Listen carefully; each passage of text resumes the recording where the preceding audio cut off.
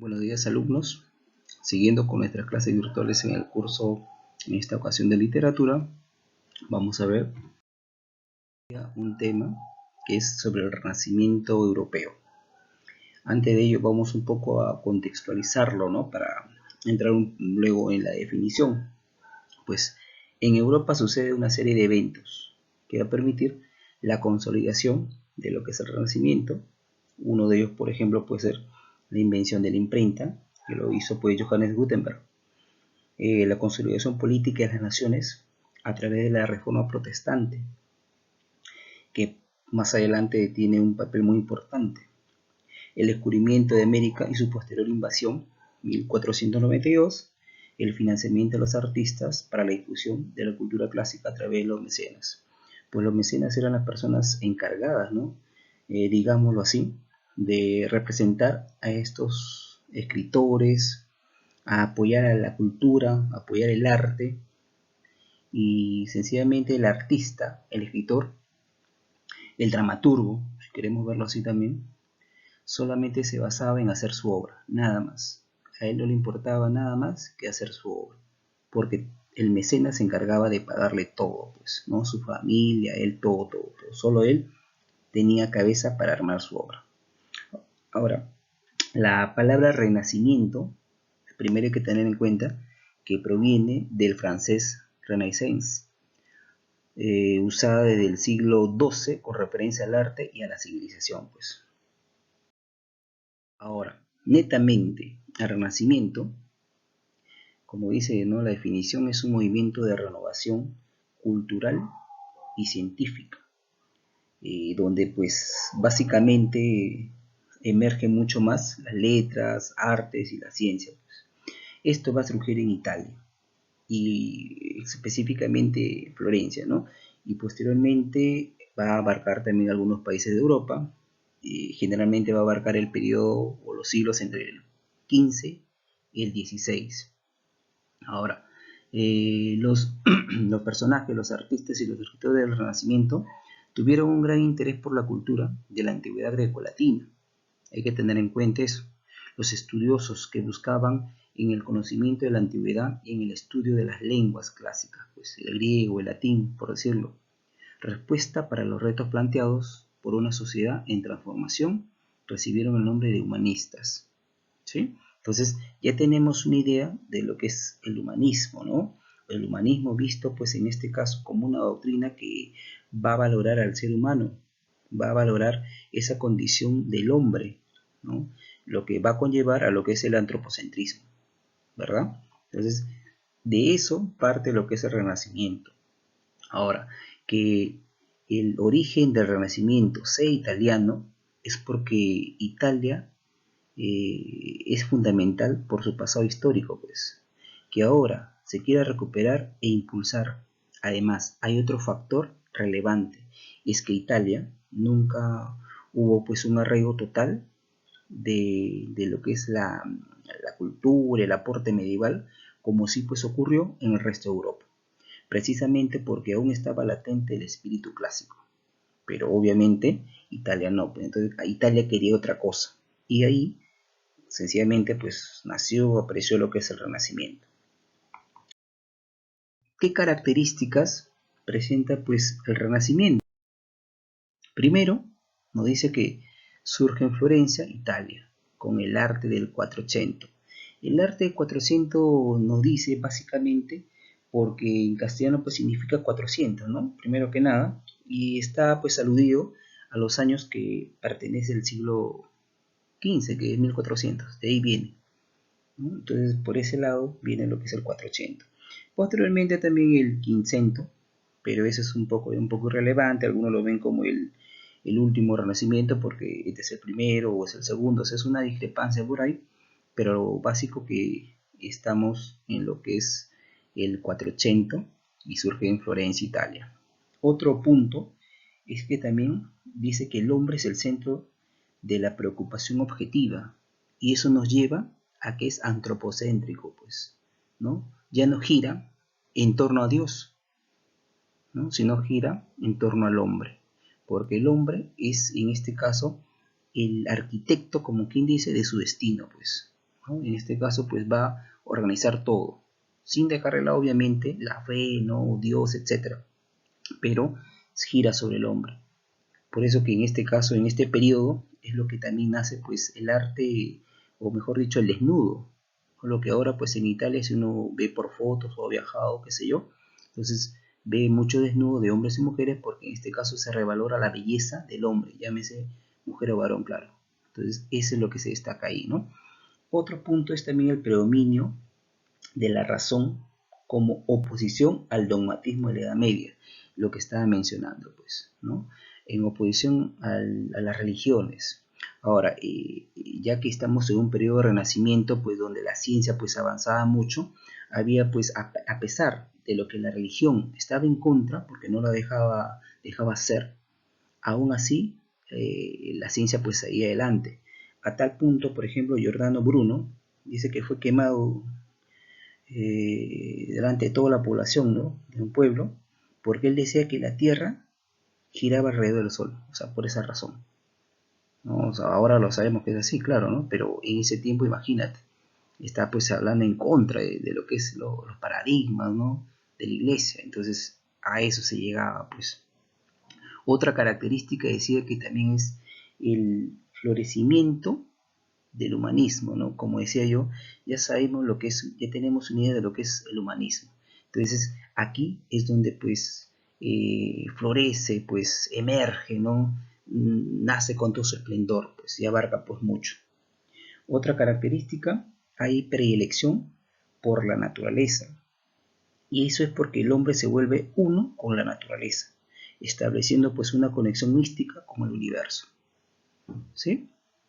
Y por último, diríamos que también hay un avance científico y tecnológico. Eso creo que ya se explicó muy bien, ¿no? Entonces, dice, todo puede ser explicado a través de la razón y la ciencia.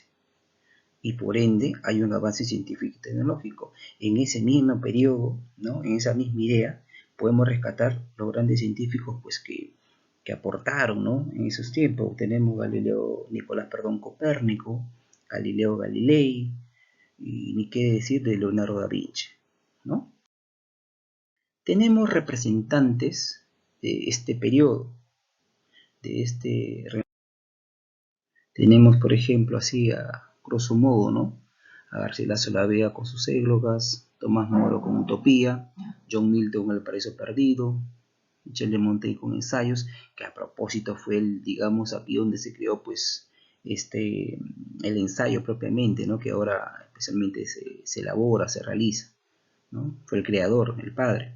Franco Rabelais, Gargantú de Pantagruel, Nicolás Maquiavelo, El Príncipe, Luis de Camoes, Os Lisiadas, Ludovico Ariosto con Orlando Furioso, Torcuato Tasso con Jerusalén, Libertad. Son los principales representantes de lo que es el Renacimiento. De todos estos representantes del Renacimiento, nos vamos a centrar un poquito más en este personaje que, pues, digamos, algunos lo ven como que revaloró pues, la literatura inglesa, ¿no? Un personaje, claro, muy reconocido mundialmente de la literatura universal, ¿no? Estamos hablando de quién, de William Shakespeare. Aunque sus detractores lo dicen que simplemente fue un copista, un adaptador, pero hay que reconocer esa virtud que él tenía, para bien es cierto, sí, modificarse, puede decir, ¿no? Darle ese toque que él tenía en ciertas obras que ya otros autores pues lo habían producido. Pero esa es la virtud que tenía Shakespeare, ¿no? De darle esa autenticidad, sin dejar de lado que ciertas obras que él lo ha pues puesto en escena, ya pues tenían otros autores, no era de autoría propia.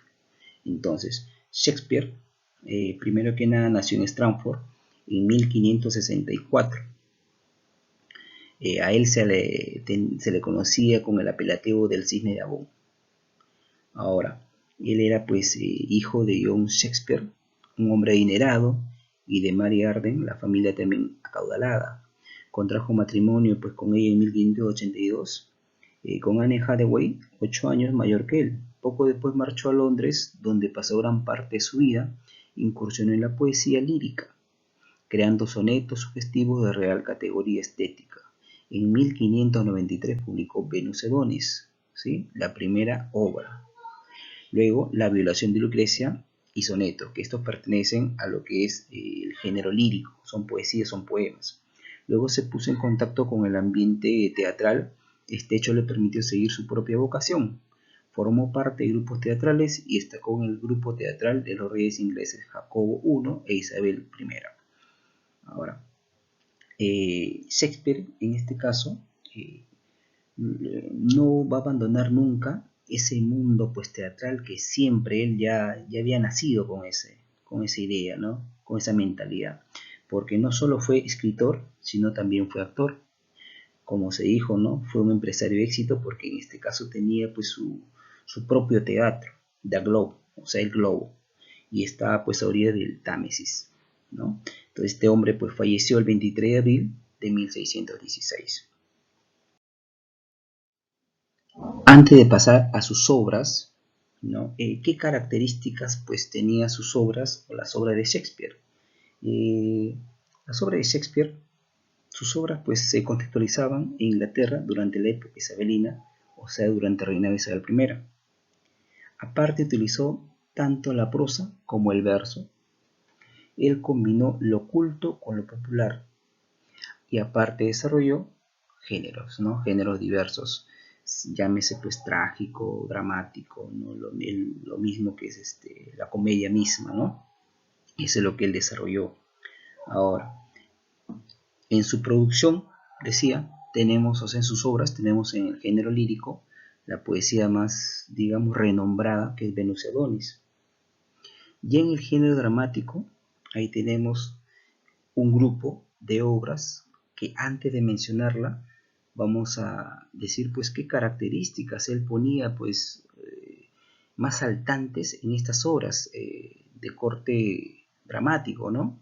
Primero era renovar el teatro inglés, y eso se debe a que él ya dejaba de lado lo que son, digamos, las tres unidades aristotélicas, perdón.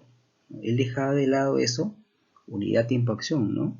Entonces, y él lo que hacía Shakespeare era pues las reglas, presentar pues otra estrategia teatral. Entonces, Shakespeare, ¿no?, los críticos de su época, por ejemplo, lo acusaban de inverosimilitud, porque dice que no respetaba pues la regla de tres unidades que generalmente siempre se seguía, y lo que exigía, reitero, toda obra que se desarrollaba, lo que es un espacio, un tiempo, ¿no?, un día como máximo en su producción. Aunque los humanistas italianos creyeron encontrar estas reglas en la poética de Aristóteles, ¿no?, lo que se estaba mencionando. Dice que Aristóteles habla sobre lo que es la unidad de acción de manera extensa y se refiere brevemente a la unidad de tiempo, diciendo que no hay por qué poner límites temporales a las comedias, pero que para las tragedias conviene que su duración se aproxime a un ciclo solar, y eso pues equivale a un día. Sin embargo, en contra de esas opiniones de esos preceptistas pues italianos y de los mismos clasicistas franceses, Shakespeare hace transcurrir sus obras en distintos lugares y en espacios de tiempo muy dilatados. La acción salta de un lugar y de un momento a otro, a medida que suceden los actos e incluso dentro de los mismos actos. O sea, él trata de romper esa misma barrera que en este caso pues se daba, ¿no? Rompe lo que es los esquemas y pone lo suyo, pues eso es lo que se destaca en Shakespeare. Por eso es lo que es Shakespeare, fue lo que fue Shakespeare, ¿no? Carece sí de originalidad temática, reitero, porque básicamente las obras no fueron de autoría propia, pero lo que él pues maneja son otros criterios que lo hacen pues grande, ¿no? Presenta escenas violentas y sentimentales, y eso pues se puede ver, por ejemplo, en lo que es la obra bien conocida Romeo y Julieta. Ahí se ve esas escenas violentas, ¿no?, sentimentales, es parte del mismo humanismo, ya que Shakespeare pues en este caso toca esa parte, ¿no? Toca lo que es los arquetipos, ¿no?, que son los modelos de la persona, su forma de ser, su vivencia, el día a día, ¿no? Otro es el uso de un lenguaje poético y jugar con las palabras, pues, ¿no?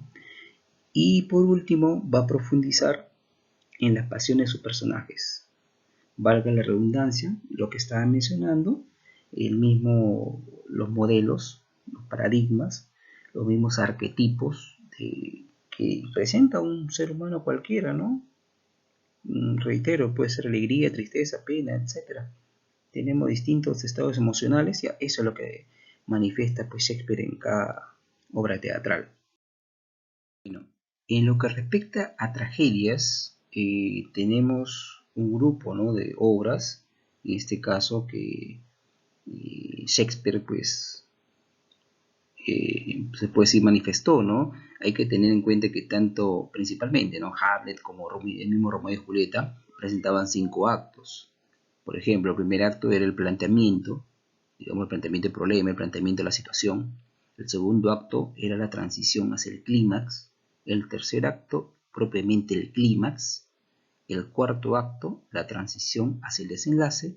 Y el quinto acto, el desenlace final, digamos, pues, ¿no? En eso se resumían sus 5 actos, tanto en Hamlet principalmente como Romeo y Julieta, ¿ya? Entonces, centrémonos primero en las tragedias. Ahí tenemos Hamlet, donde el tema central, ¿no?, era la duda. Luego está el Rey Lear, con el tema central que es el amor paternal. Otelo, los celos. Julio César, la traición.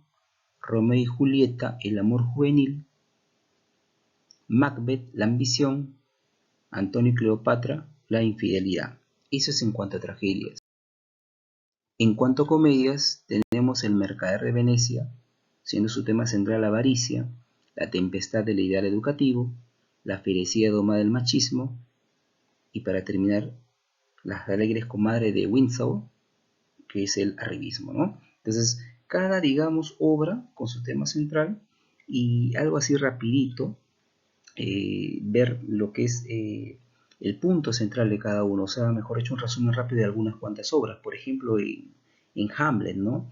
¿Qué sucede en Hamlet? Pues el espectro del antiguo rey Hamlet vaga por su castillo. Hamlet, enterado, decide ir a verlo, pues sufría por su ausencia, y al hablar con el fantasma descubre el verdadero motivo de su muerte. Obviamente su padre había sido asesinado por su hermano Claudio.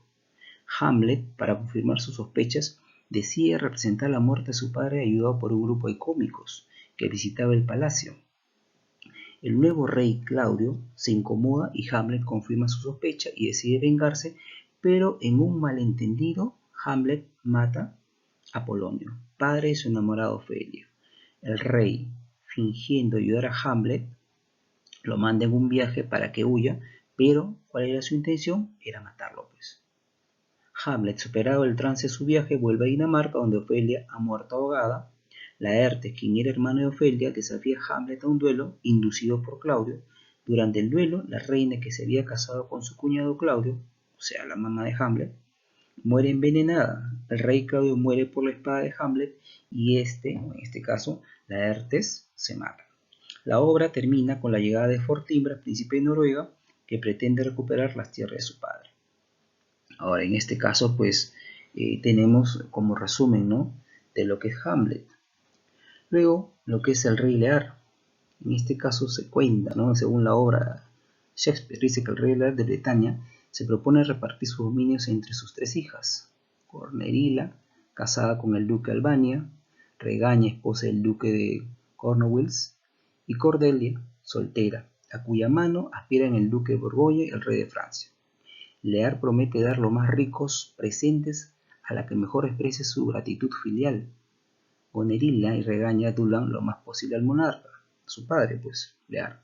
Pero pero Cordelia, por no saber expresar con palabras lo mucho que siente su corazón, es en este caso desheredada y repudiada por el rey Lear, por su padre. En vista de esto, el duque de Borgoña renuncia a su mano y solo le queda al rey de Francia. En este caso, él se pide su mano y se casa, pues, aduciendo que es su verdadero amor, y determina hacerla su esposa. Al fin se casa con ella y la hace reina. El rey Lear vive un mes con cada una de las otras dos hijas preferidas, que eran pues las malvadas, ¿no? Alternativamente, y porque el noble conde de Kent le hace un pronóstico poco grato, le destierra, pues. Este pronóstico se cumple, pues las ingratas princesas encubren muy pronto insoportable la presencia del anciano. O sea, ya no lo aguantaban a su papá, ya estaban aburridas. Todo era fingido, ¿no? Entonces, el rey leal y el sostenimiento de su persona, o sea, todo lo que es la comitiva, su séquito con el rey leal, estaban cansados, no la querían ver. Al fin el anciano se encuentra solo y sin albergue en una terrible tempestad, pierde la razón por el olor que esto pues lo disgusta y prácticamente muere, digamos, solo, sin el cariño verdadero que le profesaba a su hija, pues, ¿no?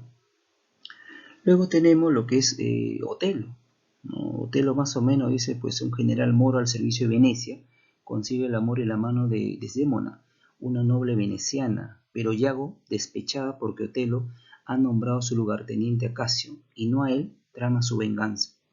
Ante un ataque de los turcos, Otelo es enviado a Chipre y viaja con su mujer, con Yago, Casio, Rodrigo, pretendiente enamorado de Desdémona, y Emilia, esposa de Yago.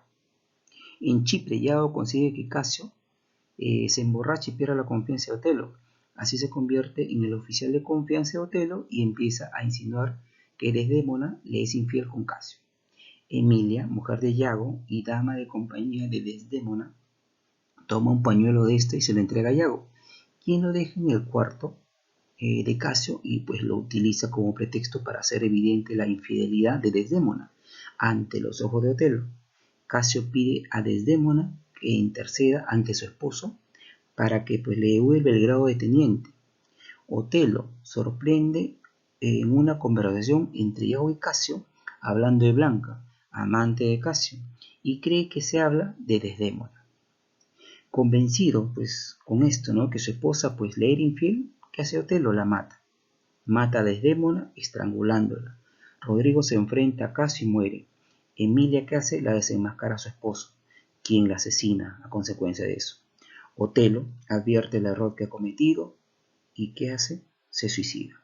Su cuerpo va a quedar pues junto al de su esposa. Entonces Yago es puesto en manos de la justicia y Casio va a sustituir a Otelo tomando el poder militar de Chipre. Eso es un poco resumen de Otelo. Y para terminar, ¿no?, que me gustaría seguir más, pero también el tiempo, chicos, Macbeth, ¿no?, cuenta pues una historia de crimen y castigo entre verdad, de brujería y elementos sobrenaturales, ¿no? Este es sobre Macbeth, amparado en las engañosas profecías de las hermanas fatídicas, brujas o diosas del destino. Macbeth decide pues asesinar a su rey, tomar la corona, consciente del horror al que se entrega, forja su terrible destino y se deja poseer por el mal que nace del ansia de poder, creyéndose invencible y eterno. Entonces, esta obra tenebrosa e inquietante de acción vertiginosa es también profundamente introspectiva, a través de un lenguaje metafórico y sensorial. Esta obra pues indaga en lo prohibido, va a explorar la transgresión y va a ofrecer la oportunidad única de compartir la vida interior de un asesino con su horror y su misterio. Eso básicamente en cuanto a lo que es Macbeth, ¿no? Y al final podríamos decir que va a develar el significado de ese juego de símbolos, el concepto mágico del mundo que va a representar, y bueno, al final va a terminar pues en sangre, violencia y un suicidio, una muerte, pues, ¿no? Esa es la idea sobre Macbeth. Ahora, chicos, nos vamos a centrar, digamos, en la obra más representativa de lo que fue pues para Shakespeare, ¿no? Lo que de cierta forma al inicio no tenía pues nada, pero con el tiempo cobró mucho valor, mucha importancia, pues sí lo renombró mucho más, claro, muy aparte de sus obras, ¿no? Pero esta fue la que, como quien dice, lo resaltó mucho más. Estamos hablando de Romeo y Julieta. Vamos a hacer un análisis acerca de lo que es esta obra. Primero, pertenece al género drama, especie tragedia, estructura 5 actos, ya le dije más o menos los 5 actos, cómo lo iba manejando Shakespeare. Aparte de ello está basada en el cuento, ¿no? Algunos lo dicen, ¿no? Dos amantes que murieron, el uno de veneno y el otro de tristeza, del escritor Bandello. Bueno, pues en este caso Bandello en su obra pues no había el puñal que hace pues Julieta, sencillamente lo hacía pues que muere de tristeza. Por eso se dice que Shakespeare lo que hace es darle esa tónica, ¿no? Esa pauta distinta para hacer de la obra pues algo fantástico, ¿no? Se va a contextualizar en Verona, Mantua. Emplea el coro, ¿para qué? Para introducir al espectador en la obra. Va a presentar personajes aristocráticos y siervos, clase alta, clase baja. No va a respetar las unidades aristotélicas, que ya se explicó, y él quiere romper eso. Las escenas violentas siempre se van a presentar, y eso se ve, reiteramos, en lo que es Romeo y Julieta. Va a utilizar el juego de palabras, por ejemplo, puede ser, ¿no? Machaca y no me achaques el choque, más o menos como especie de rima, ¿no? Y por ahí. Otro, está escrita en prosa, pero emplea un lenguaje poético. Y por ejemplo, dice, ¿no? Si el ardiente amor de mi corazón. O sea, trata de mezclar un poquito lo objetivo con lo subjetivo, ¿no? Y para ir terminando, tenemos que el punto central o el tema de lo que es Romeo y Julieta es el amor apasionado, en este caso de los jóvenes. Hay temas secundarios, ¿no? Podría ser, por ejemplo, lo que es el autoritarismo de los padres, el odio entre las familias, la diferencia de clases, la misma rebeldía pues, de estos jóvenes, ¿no? Y otros puntos más, pero nos quedamos en este tema central, pues. Ahora, ver un poco lo que es el resumen, ¿no? O argumento acerca de Romeo y Julieta. Dice más o menos así, ¿no? En la ciudad, por ejemplo, de Verona viven dos familias rivales, los Montesco y obviamente la otra familia Capuleto. La obra empieza con el coro que va a introducir una especie de prólogo en la hermosa Verona, donde colocamos nuestra escena. Dos familias de igual nobleza, arrastradas por antiguos odios, se entregan a nuevas turbulencias, en la que la sangre patricia mancha a los patricios manos. De la raza fatal de estos dos enemigos vino al mundo, con hado funesto, una pareja amante cuya infeliz y lastimosa ruina llevará también a la tumba las dimensiones de sus parientes, el terrible episodio de su fatídico amor. Eso es más o menos la primera parte introductoria de lo que es Romeo y Julieta. Luego se produce el enfrentamiento entre los criados de ambas familias. En dicha riña participa Teobaldo Capuleto, Benvolio Montesco. El príncipe Scala resuelve esta situación conflictiva.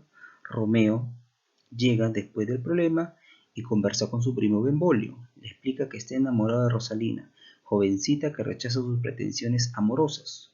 Su primo le aconseja ir a la fiesta de los Capuleto para que compare la belleza de Rosalina con la de otras damas. En la celebración, Romeo conoce a Julieta y se enamora. Terminada la reunión, se encuentran los jóvenes amantes en el jardín de los Capuleto. Después de una conversación apasionada, prometen casarse. Dos palabras, querido Romeo, y me despido de veras. Si las tendencias de tu amor son honradas, si el matrimonio es tu fin, hazme saber mañana por la persona que haré llegar hasta ti, en qué lugar y hora iré a realizar la ceremonia e iré.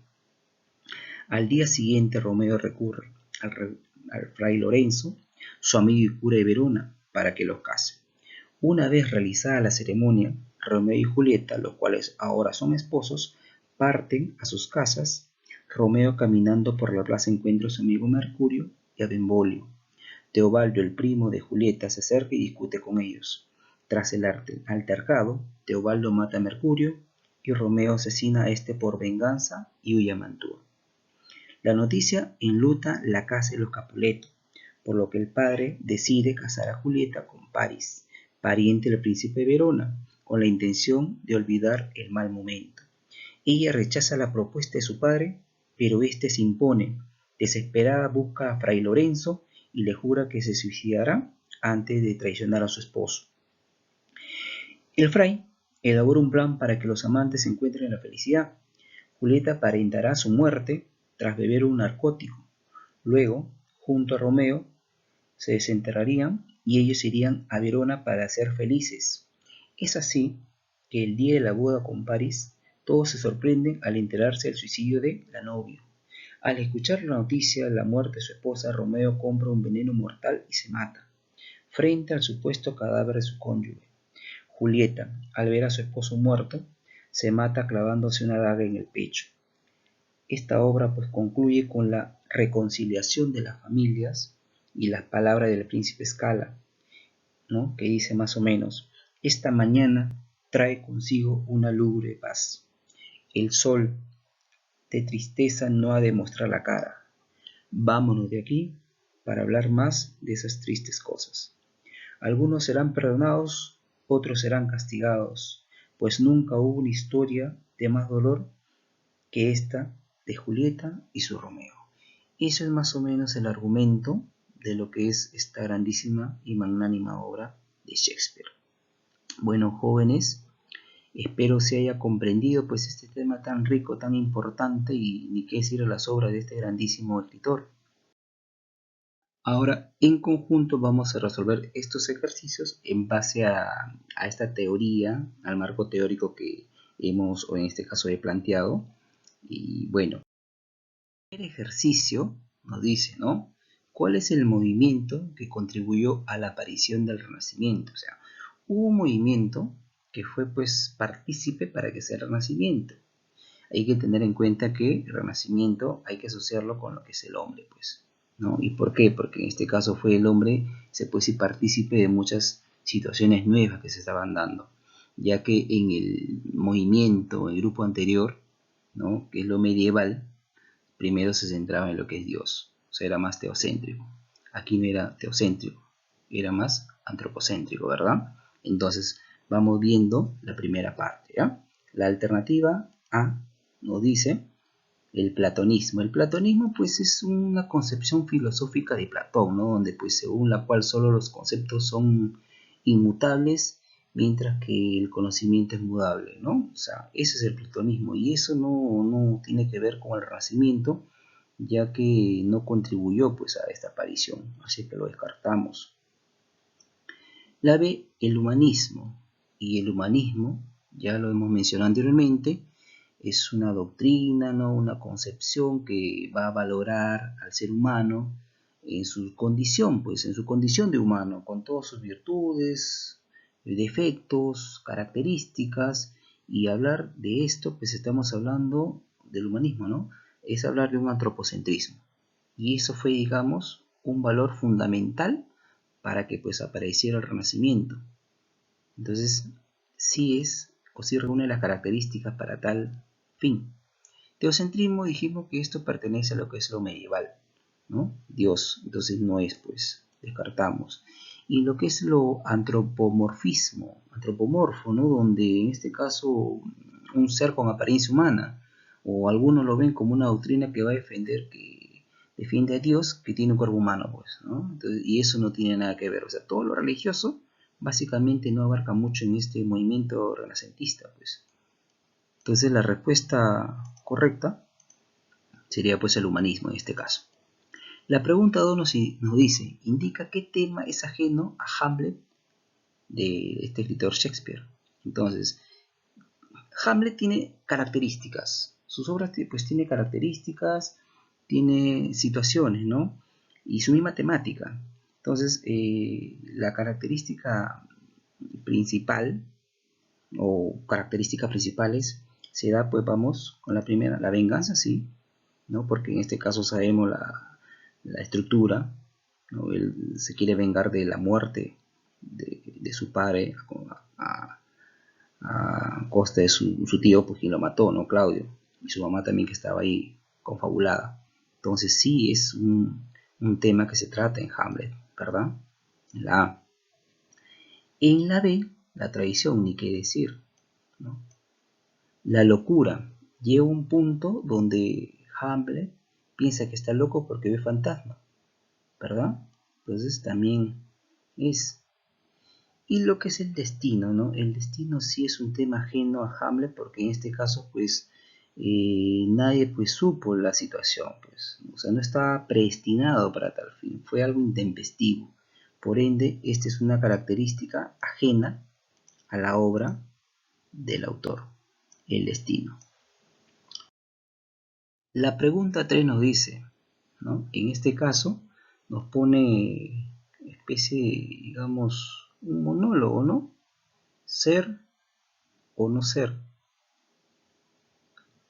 Esa es la cuestión. ¿Qué debe más dignamente optar el alma noble entre sufrir de la fortuna impía el porfiador rigor o rebelarse contra un mar de desdichas y afrontándolo desaparecer con ellas? Sigue, ¿no? Vamos a ver. Morir, dormir, no despertar más nunca. Poder decir, todo acabó, en un sueño sepultar para siempre los colores de corazón. Los mil y mil quebrantos que heredó nuestra carne. ¿Quién no ansiara concluir así? Morir, quedar dormidos. Dormir, tal vez soñar. Allí hay algo que detiene el mejor. Cuando del mundo nos percibamos ni un rumor, ¿qué sueños vendrán en ese sueño de la muerte? Eso es lo que hace el infortunio, planta de larga vida. ¿Quién querría sufrir del tiempo el implacable azote, del fuerte la injusticia, del soberbio el áspero, etcétera? Bueno, en este caso, lo leo un poquito más, es digamos un extracto, ¿no?, de esta grandísima obra, Hamlet, ¿ya? Primero que nada. Entonces, el anterior fragmento constituye, sí, en este caso, pues lo dice el personaje principal, se toma el tiempo de decirlo, pues ahora estamos hablando de un monólogo, perdón, ¿no? Y pues en este caso lo dice, valga la redundancia, el personaje principal, que es Hamlet. Ahora, no es una confesión, no es Ofelia. A propósito, Ofelia, hija de Polonio, hermana de Laertes y novia de Hamlet, porque al final muere, ¿no? Ahora, ella no es, pues, ¿no? Una sentencia, ¿no? Tampoco es una sentencia porque, reitero, lo está diciendo pues como quien diciendo una confrontación, ¿no? Una expresión propia. Y en este caso lo dice Claudio, que es el tío de Hamlet, digamos el malo pues ahí, ¿no?, de la obra, el asesino, se puede decir, ¿no? Prácticamente responsable de la muerte del papá de Hamlet. También no lo dijo él. Sí es un monólogo, ¿verdad? Y también lo dijo Hamlet, que ya se indicó, un reto, y Laertes es hijo de Polonio y hermano de Ofelia. Tampoco es. Por ende, la respuesta sería que es un monólogo, y en este caso lo manifestó el personaje principal, que es Hamlet. Bueno, chicos, jóvenes, espero pues estén en casita relativamente tranquilos. Conmigo es todo por hoy. Cuídense, Dios los bendiga, ¿sí? Y bueno, se les extraña pues a la distancia. Nos vemos.